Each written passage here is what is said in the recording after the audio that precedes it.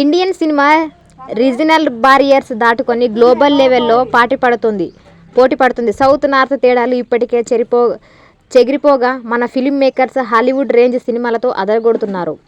నిజానికి తన టాలెంట్తో ఇండియన్ ఫిల్మ్ను ప్రపంచానికి పరిచయం చేసింది రాజమౌళి అనడంలో ఎలాంటి డౌట్ లేదు. ప్రస్తుతం ఆయన సూపర్ స్టార్ మహేష్ బాబుతో హాలీవుడ్ లెవెల్లో ఒక అడ్వెంచర్ మూవీ చేస్తున్న సంగతి తెలిసిందే. ఇక రాజమౌళి కంటే ముందు తన మూవీతో ఇండియన్ ఫిల్మ్ ఇండస్ట్రీపై బలమైన ముద్ర వేసిన డైరెక్టర్ రామ్ గోపాల్ వర్మ తన డిఫరెంట్ టేకింగ్ విజన్తో ఎన్నో మాస్టర్ పీస్ చిత్రాలను ఆడియన్స్కు అందించారు. ప్రస్తుతానికి తనకు నచ్చిన సినిమాలతో సిల్వర్ స్క్రీన్పై ప్రయోగాలు చేస్తున్న ఆర్జీవీ ఒక ఇంటర్వ్యూలో రాజమౌళి గురించి చేసిన కామెంట్స్ వైరల్ అవుతున్నాయి. ఇండియన్ సినిమాకు బిగ్గెస్ట్ డ్యామేజ్ చేసింది రాజమౌళి అని ఆర్జీవీ అభిప్రాయపడ్డాడు. అందుకు కారణమేమిటో కూడా అదే ఇంటర్వ్యూలో ఆయన చెప్పుకొచ్చాడు.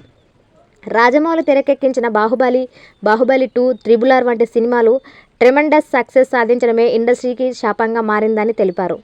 భారీ budget, high production values, VFX వంటి హంగులాలతో 300-400 రోజులు షూటింగ్ చేసుకుంటేనే భారీ సక్సెస్ లభిస్తుందని ఈ చిత్రాలు మెసేజ్ ఇచ్చినట్లుగా పేర్కొన్నారు. ఈ విధంగా తన సినిమాల సక్సెస్తో రాజమౌళి ఇండస్ట్రీలో ఒక విష సంస్కృతి స్ప్రెడ్ అయ్యేందుకు పరోక్షంగా కారణమైనట్లు వెల్లడించారు. నిజానికి రాజమౌళి సినిమాలు లేకుంటే ఇండస్ట్రీలో అందరూ ఇలాంటి భారీ బడ్జెట్ చిత్రాలు నిర్మించి చేతులు కాల్చుకునేవారు కాదన్నారు. అదే సమయంలో మరో తెలుగు దర్శకుడిపై ప్రశంసలు కురిపించారు.